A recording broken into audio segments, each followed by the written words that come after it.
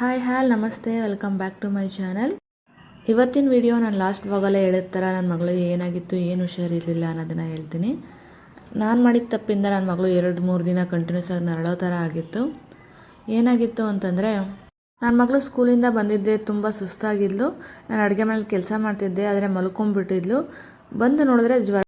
ಅದಾದ 10 ಮಿನಿಟ್ಸ್ಗೆ ಎದ್ಲು. ಎದ್ದಿದ್ದೇನೆ ಮಮ್ಮ ನನಗೆ ತುಂಬ ಮೈಕೈ ಎಲ್ಲ ನೋವ್ತಿದೆ, ಕಾಲು ತುಂಬ ನೋವ್ತಿದೆ ಅಮ್ಮ, ತಲೆ ತುಂಬ ನೋವ್ತಿದೆ ಅಮ್ಮ ಅಂತ ಹೇಳೋಕ್ಕೆ ಶುರು ಮಾಡಿದ್ಲು. ನನಗೆ ಬರೀ ಜ್ವರನೇ ಆಗಿದೆ, ಅಷ್ಟು ಸರಿ ನನ್ನ ಹತ್ರ ಇರೋ ಪ್ಯಾರಾಸಿಟಮಲ್ನೇ ಕೊಡೋಣ ಅಂದ್ಕೊಂಡೆ. ಆದರೆ ಆ ಬಾಟಲ್ ಆಲ್ರೆಡಿ ಓಪನ್ ಆಗಿತ್ತು. ಓಪನ್ ಆಗಿ 1 ತಿಂಗಳಾಗಿರೋದ್ರಿಂದ ಅದನ್ನೇ ಕೊಡೋಕ್ಕಾಗಲ್ಲ. ಸೊ ನನ್ನ ಹಸ್ಬೆಂಡ್ ಬಂದಮೇಲೆ ಹೊಸದು ತಂದುಬಿಟ್ಟು ಹಾಕ್ತಾರೆ ಅಂತ ವೆಯ್ಟ್ ಮಾಡ್ತಿದ್ದೆ. ಆದರೆ ಫೀವರ್ ಜಾಸ್ತಿ ಆಗ್ತಾನೆ ಇತ್ತು, ಅದಕ್ಕೆ ನಾನೇ ಮೆಡಿಕಲ್ ಶಾಪ್ಗೆ ಹೋಗಿ ತೊಗೊಬಂದೆ. ಅದಕ್ಕೆ ವಾಮಿಟಿಂಗ್ ಕೂಡ ಶುರು ಆಯಿತು. ಆದರೆ ಅವತ್ತು ಆಲ್ರೆಡಿ ಲೇಟ್ ಆಗಿಬಿಟ್ಟಿತ್ತು, ಹಾಸ್ಪಿಟಲ್ಗೆಲ್ಲ ಹೋಗೋಕ್ಕಾಗಲಿಲ್ಲ. ಸೊ ಅದ್ರ ಬೆಳಿಗ್ಗೆ ಎದ್ದು ಹಾಸ್ಪಿಟ್ಲಿಗೆ ಹೋಗ್ತಿದ್ದೀವಿ. ಆದರೂ ಮಕ್ಕಳು ನಮ್ಮಂಗೆ ಹೋಲಿಸ್ಕೊಂಡ್ರೆ ತುಂಬ ಸ್ಟ್ರಾಂಗು. ನಾವು ಈ ಥರ ಏನಾದರೂ ಆಗಿದ್ರೆ, ಅವಳು ನೆನ್ನೆಯಿಂದ ಏನೂ ಊಟ ಮಾಡಿಲ್ಲ, ಸ್ಕೂಲಿಂದ ಬಂದಾಗಿಂದನೂ. ಸ್ಕೂಲ್ಗೆ ಹೋಗ್ಬೇಕಾದ್ರೂ ಅಷ್ಟೇ ಏನೂ ತಿಂದಿರಲಿಲ್ಲ.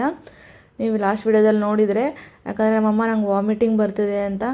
ಆದರೂ ಅಷ್ಟು ಸ್ಟ್ರಾಂಗ್ ಅಂದರೆ, ಅವಳಿಗೆ ಯಾವಾಗ ತುಂಬ ಆಗಲ್ಲ, ತುಂಬ ಸುಸ್ತಾಗ್ತದೆ ಅನ್ನೋ ಮಾತ್ರ ಸ್ಯಾಡಾಗಿರ್ತಿದ್ಲು. ಇಲ್ಲಾಂದರೆ ಅವಳಿಗೆ ನೀರು ಕುಡಿದ್ರೂ ಇಲ್ಲ ಏನೇ ಬೇರೆ ಏನೋ ಜ್ಯೂಸಸ್ ಕುಡಿದ್ರೂ ಕೂಡ ವಾಮಿಟಿಂಗ್ ಆಗ್ತಿತ್ತು. ಅವಳು ನೆನ್ನೆಯಿಂದ ಏನೂ ಊಟ ಮಾಡಿಲ್ಲ ಅಂತಂದ್ರೂ ಅಷ್ಟು ಬೇಜಾರು ಮಾಡ್ಕೊಂಡಿರಲಿಲ್ಲ. ಮತ್ತು ಆ ಸುಸ್ತನ್ನ ಮುಖದಲ್ಲಿ ತೋರಿಸ್ಕೊತಿರ್ಲಿಲ್ಲ ಅವಳು. ಡಾಕ್ಟರ್ಗೆ ಇದೆಲ್ಲ ಹೇಳಿದ್ದೆ. ಅವರು ಥ್ರೋಟ್ ಚೆಕ್ ಮಾಡಿದ್ರು ಮತ್ತು ಹೇಳಿದ್ರು ಸಿವಿಯರ್ ಥ್ರೋಟ್ ಇನ್ಫೆಕ್ಷನ್ ಆಗಿದೆ. ಸೊ ಅದಕ್ಕೆ ಇದೆಲ್ಲ ಆಗ್ತಿದೆ ಅಂತೇಳಿ ಟ್ಯಾಬ್ಲೆಟ್ಸು ಮತ್ತು ಸ್ವಲ್ಪ ಟಾನಿಕ್ಸು ಅದೆಲ್ಲ ಬರ್ಕೊಟ್ರು. ಮತ್ತು ಯಾವುದೋ ಒಂದು ಟ್ಯಾಬ್ಲೆಟ್ ಕೊಟ್ಟರು, ಅದನ್ನು ಇಮಿಡಿಯೇಟ್ ತಗೊಳ್ಳಿ, ಸ್ವಲ್ಪ ಪೇನೆಲ್ಲ ಸ್ವಲ್ಪ ರಿಲೀಫ್ ಆಗುತ್ತೆ, ಸ್ವಲ್ಪ ಕಮ್ಮಿ ಆಗುತ್ತೆ. ಇದು ತುಂಬ ಬ್ಯಾಡು, ಥ್ರೋಟ್ ಇನ್ಫೆಕ್ಷನ್ನು ಇಲ್ಲ ಯಾವುದಾದ್ರೂ ಅನ್ಹೈಜೆನಿಕ್ ಫುಡ್ಡಿಂದ ಆಗಿರುತ್ತೆ ಅಂತ ಹೇಳಿದ್ರು. ಆವಾಗ ನಂಗೆ ನೆನಪಾಗಿದ್ದು, ಅದರ ಹಿಂದಿನ ದಿನ ನಾನು ಹೊರಗಡೆಯಿಂದ ಸಮೋಸ ತರಿಸಿದ್ದೆ. ಸಂಡೇ ಆಗಿತ್ತು, ಈವ್ನಿಂಗ್ ಅಲ್ವಾ, ಟೀ ಜೊತೆ ಏನಾದರೂ ಜೊತೆಗಿರಲಿ ಅಂತ. ಅದನ್ನು ಅವಳಿಗೆ ಸ್ವಲ್ಪನೇ ಕೊಟ್ಟಿದ್ದು. ಯಾಕಂದರೆ ನಾನು ಅನ್ಹೆಲ್ದಿ ಫುಡ್ ಕೊಡೋಕ್ಕೆ ಆದಷ್ಟು ಅವಾಯ್ಡ್ ಮಾಡ್ತೀನಿ. ನಾವು ನೋಡಿ ಎಷ್ಟು ಅವಾಯ್ಡ್ ಮಾಡ್ತಿರ್ತೀವಿ, ಅದು ಯಾವುದೋ ಒಂದು ಟೈಮು ಇರಲಿ ಬಿಡಿ ಏನಾಗಲ್ಲ ಅಂತ ಕೊಟ್ಟಿದ್ದೇನೆ, ಎಷ್ಟು ಪ್ರಾಬ್ಲಮ್ ಮಾಡುತ್ತೆ ಅಂತ. ಸೊ ಅನ್ಹೆಲ್ದಿ ಮೀನ್ಸ್ ಅನ್ಹೆಲ್ದಿ, ನಾವು ಯಾವಾಗೂ ಕೊಡಬಾರ್ದು ಅದನ್ನು. ಒಂದು ಅವಳು ತುಂಬ ಸಿವಿಯರ್ ಹೆಡೇಕ್ ಅಂತ ಹೇಳ್ತಿದ್ಲು ಅಲ್ವಾ, ನಮಗೆ ಸ್ವಲ್ಪ ಟೆನ್ಷನ್ ಆಗಿತ್ತು. ಅದಕ್ಕೆ ಐ ಹಾಸ್ಪಿಟ್ಲಿಗೆ ಕರ್ಕೊಂಬಂದು ಐ ಕೂಡ ಒಂದು ಸಲ ಚೆಕ್ ಮಾಡಿಸಿದ್ವಿ. ಅದಕ್ಕೇನಾದರೂ ರಿಲೇಟೆಡ್ ಆಗಿ ಅವಳಿಗೆ ತುಂಬ ಹೆಡೇಕ್ ಬಂದಿದೆಯಾ ಅಂತ. ಬಟ್ ಐ ಏನು ಪ್ರಾಬ್ಲಮ್ ಇರಲಿಲ್ಲ, ಅದು ಥ್ರೋಟ್ ಇನ್ಫೆಕ್ಷನ್ದೇ ಸಿಮ್ಟಮ್ಸ್ ಆಗಿತ್ತು. ಸೊ ನಾವು ಸದ್ಯ ಏನು ಪ್ರಾಬ್ಲಮ್ ಇಲ್ವಲ್ಲ ಅಂತ ಮನೆಗೆ ಬಂದ್ವಿ. ಪಾಪ ನನ್ನ ಮಗು ತುಂಬ ಅಳ್ತಿದೆ. ಯಾಕಂದರೆ ಅವಳು ಊಟ ಮಾಡಿ ಆಲ್ರೆಡಿ 2 ಡೇಸ್ ಆಯಿತು. ಏನೂ ತಿನ್ನೋಕ್ಕಾಗ್ತಿಲ್ಲ. ತುಂಬ ಜಾಸ್ತಿ ಸಿವಿಯರ್ ಇನ್ಫೆಕ್ಷನ್ ಆಗಿಬಿಟ್ಟಿದೆ. ಏನು ಒಳಗಡೆ ತೊಗೊಳಕ್ಕೆ ಆಗ್ತಿಲ್ಲ. ಒಂದು ಥ್ರೋಟ್ ತುಂಬ ಪೇನ್ ಆಗ್ತಿದೆ. ಇನ್ ಕೇಸ್ ಏನಾದರೂ ಫೋರ್ಸ್ ಮಾಡಿ ಒಂದು ತುತ್ತು ತೊಗೊಂಡ್ರೆ ಅದು ಮತ್ತೆ ವಾಮಿಟಿಂಗ್ ಆಗ್ತಿದೆ. ಸೊ ತುಂಬ ಅಳ್ತಿದ್ದಾಳೆ. ಅದನ್ನು ನೋಡಿ ನಾನು ಮಾಡೋ ಒಂದು ತಪ್ಪಿಂದ ಮಕ್ಕಳು ಎಷ್ಟು ಸಫರ್ ಆಗಬೇಕಾಗುತ್ತಲ್ಲ. ಸೊ ಅದಕ್ಕೆ ನಾವು ಮಕ್ಕಳು ಏನು ತಿಂತಿದ್ದಾರೆ ಅನ್ನೋದ್ರ ಬಗ್ಗೆ ತುಂಬ ಕಾಳಜಿ ವಹಿಸಬೇಕು.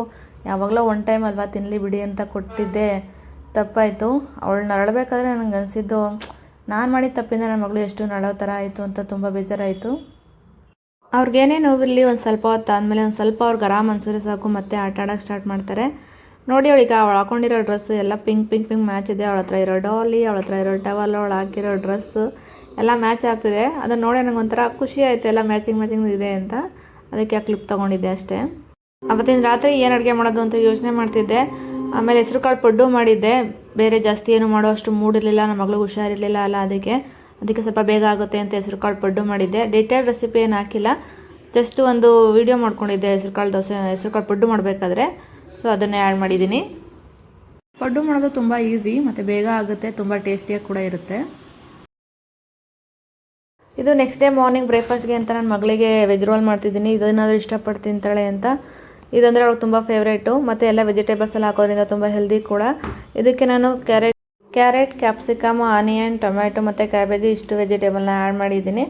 ಅದಷ್ಟನ್ನು ಚೆನ್ನಾಗಿ ಫ್ರೈ ಮಾಡಿಕೊಂಡು, ಅದನ್ನು ನೀವು ಪಲ್ಯ ಥರ ಕೂಡ ತಿನ್ಬೋದು. ಬಟ್ ಮಕ್ಕಳಲ್ವಾ, ರೋಲ್ ಥರ ಮಾಡಿಕೊಟ್ರೆ ತುಂಬ ಇಷ್ಟಪಟ್ಟು ತಿಂತಾರೆ.